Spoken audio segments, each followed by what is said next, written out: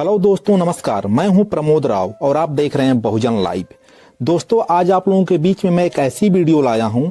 इस वीडियो में मैं उस महामानव के बारे में, उस महापुरुष के बारे में बताने जा रहा हूं जो 18वीं शताब्दी में ईश्वर से ही टकरा गए और उन्होंने यह सिद्ध कर दिया कि इस धरती पर कोई ईश्वर नहीं है। और उन्होंने ईश्वर से 15 सवाल पूछ लिए जिसका जवाब किसी के पास नहीं है। साथियों, उस महापुरुष के द्वारा पूछे गए 15 सवाल भी आज की वीडियो में मैं बताऊंगा कि उन्होंने कौन कौन से सवाल पूछे थे।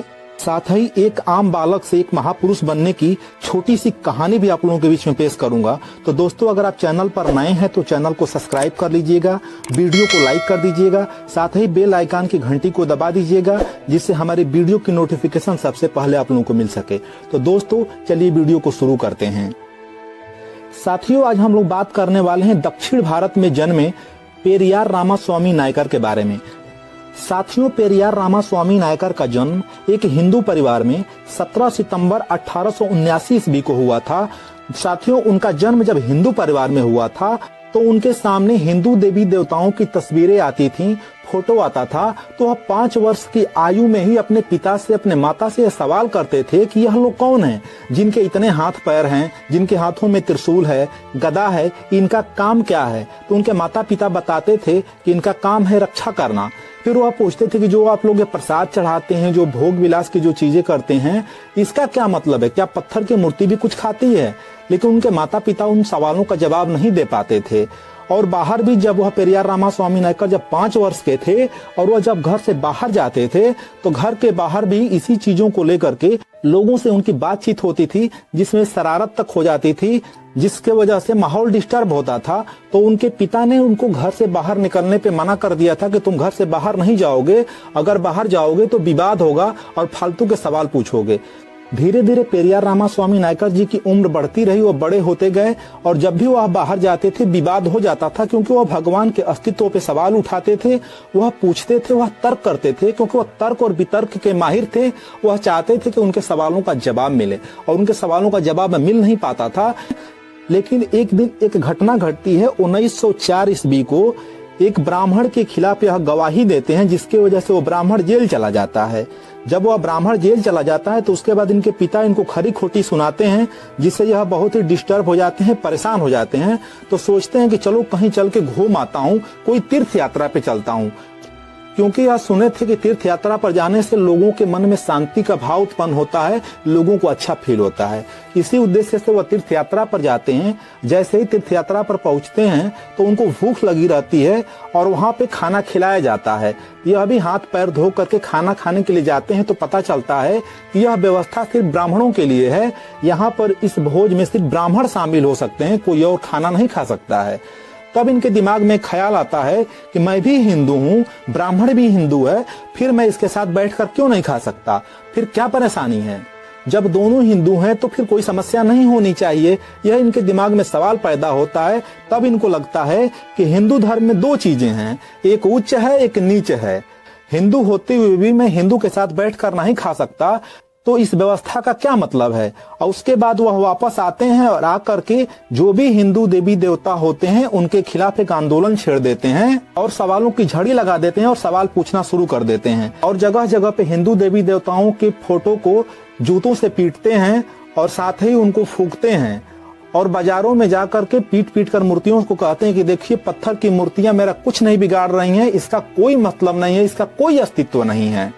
उसके बाद पेरियार रामास्वामी नायकर ने सच्ची रामायण लिखी। भारत में जितनी भी रामायण लिखी गई थी, जिस भी भाषा में लिखी गई थी, सभी रामायण को पेरियार रामास्वामी नायकर मंगाते हैं, उसको पढ़ते हैं और एक एक चीज का अध्ययन करने के बाद उसका तार्किक जवाब देते हैं। और यानी कि भारत की जितनी भी रामायण थी, सभी रामायणों का वह भंडाफोड़ करते हैं और अपनी रामायण, सच्ची रामायण लिखते हैं। दोस्तों, वह सच्ची रामायण कोर्ट के द्वारा जब्त कर ली जाती है, जिसको बाद में आगे चल करके पेरियार ललई यादव जी ने मुकदमा लड़ा और मुकदमा जीत करके जब्त किताबों को वापस लाते हैं, जो किताबें आज भी मार्केट में मिल जाती हैं। दोस्तों, अगर आपको सच्ची रामायण किताब का लिंक चाहिए तो इसी वीडियो के डिस्क्रिप्शन में आपको लिंक मिल जाएगा, आप वहां से उस किताबों को मंगा सकते हैं।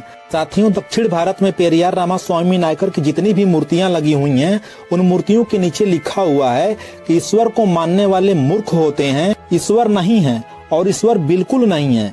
जिसने ईश्वर को रचा है वह बिल्कुल बेवकूफ है, जो ईश्वर का प्रचार प्रसार करता है वह दुष्ट है, और जो ईश्वर की पूजा करता है वह बर्बर है। क्योंकि यह शब्द पेरियार रामास्वामी नायकर जी ने कहे थे, इसीलिए उनकी मूर्तियों के नीचे यह लिखा गया है। साथ ही उनके द्वारा पूछे गए 15 सवाल को भी मूर्तियों के नीचे लिखा गया है, जिनको लेकर के मद्रास हाई कोर्ट में एक याचिका दायर की गई कि जो भी यह शब्द मूर्तियों के नीचे लिखा गया है, इससे धार्मिक भावनाएं आहत होती हैं। उसके बाद मद्रास हाई कोर्ट ने याचिका को खारिज करते हुए कहा कि ईवी रामास्वामी नायकर जो कहते थे उस पर विश्वास रखते थे, इसलिए उनके द्वारा कहे गए शब्दों को उनके मूर्तियों के नीचे लिखवाना गलत नहीं है। दोस्तों, पेरियार रामास्वामी नायकर जी की मूर्तियों के नीचे यह 15 सवाल भी लिखे गए हैं, जो इस प्रकार हैं। उन्होंने पहला सवाल पूछा था कि क्या तुम कायर हो जो हमेशा छिपे रहते हो, कभी किसी के सामने नहीं आते। उन्होंने दूसरा सवाल पूछा था कि क्या तुम खुशामद परस्त हो जो लोगों से दिन रात पूजा अर्चना करवाते रहते हो। उन्होंने तीसरा सवाल पूछा था कि क्या तुम हमेशा भूखे रहते हो जो लोगों से मिठाई घी आदि लेते रहते हो। उन्होंने चौथा सवाल पूछा था कि क्या तुम मांसाहारी हो जो लोगों से निर्बल पशुओं की बलि मांगते रहते हो। उन्होंने पांचवा सवाल पूछा था कि क्या तुम सोने के व्यापारी हो जो लाखों टन सोना अपने मंदिरों में दबाए बैठे हो। उन्होंने छठवां सवाल पूछा था कि क्या तुम व्याभिचारी हो जो मंदिरों में देवदासियां रखते हो। उन्होंने सातवां सवाल पूछा था कि क्या तुम कमजोर हो जो हर रोज होने वाले बलात्कार को रोक नहीं पाते। उन्होंने आठवां सवाल पूछा था कि क्या तुम मूर्ख हो जो विश्व में गरीबी भूखमरी होते हुए भी अरबों खरबों का अन्न, दूध, तेल, घी आदि बिना खाए बहा देते हो। उन्होंने नौवां सवाल पूछा था कि क्या तुम बहरे हो जो बेवजह मरते हुए आदमी, बलात्कार होती हुई मासूमों की आवाज तुम्हें सुनाई नहीं देती है। साथियों, पेरियार रामास्वामी नायकर ने 10वां सवाल पूछा था कि क्या तुम अंधे हो जो रोज अपराध होता है और फिर भी तुम्हें दिखाई नहीं देता है। उन्होंने ईश्वर से 11वां सवाल पूछा था कि क्या तुम आतंकवादियों से मिले हुए हो जो रोज धर्म के नाम पर लाखों लोगों की हत्या करवाते हो। उन्होंने 12वां सवाल पूछा था कि क्या तुम आतंकवादी हो जो चाहते हो कि लोग तुमसे डर कर रहें। उन्होंने 13वां सवाल पूछा था कि क्या तुम गूंगे हो जो एक शब्द बोल नहीं पाते। करोड़ों लोग तुमसे हर रोज लाखों सवाल पूछते हैं, फिर भी तुम किसी के सवाल का जवाब नहीं देते। उन्होंने 14वां सवाल पूछा था कि क्या तुम भ्रष्टाचारी हो जो गरीबों को कुछ नहीं देते, जबकि गरीब पशुवत काम करके कमाए गए पैसे का कतरा कतरा तुम्हारे ऊपर नछावर कर देता है। उन्होंने 15वां सवाल पूछा था कि क्या तुम मूर्ख हो जो हमारे जैसे नास्तिकों को पैदा किए, जो तुम्हें खरी खोटी सुनाते हैं और तुम्हारे होने के अस्तित्व को ही नकारते हैं। साथियों, पेरियार रामास्वामी नायकर की जो बातें थी बहुत ही कड़वी थी और बहुत ही तार्किक थी। पेरियार रामास्वामी नायकर ईश्वर में विश्वास नहीं रखते थे। उनका मानना था कि ईश्वर सिर्फ शोषण के लिए बना है। साथियों, पेरियार रामास्वामी नायकर और परम पूज्य बाबा साहब अम्बेडकर की मुलाकात भी हुई थी, और आज के समय में जितने भी अम्बेडकरवादी बुद्धवादी लोग हैं वह पेरियार रामास्वामी नायकर के सवाल जगह जगह पे पूछ रहे हैं, जिससे मनुवादियों की चूल्हे हिल रही हैं। तो दोस्तों, आज की यह जानकारी आप लोगों को कैसी लगी कमेंट करके जरूर बताइएगा। चैनल पर नए हैं तो चैनल को सब्सक्राइब कर लीजिएगा, वीडियो को लाइक कर दीजिएगा। दोस्तों, वीडियो देखने के लिए आप सभी का बहुत बहुत धन्यवाद, बहुत बहुत आभार।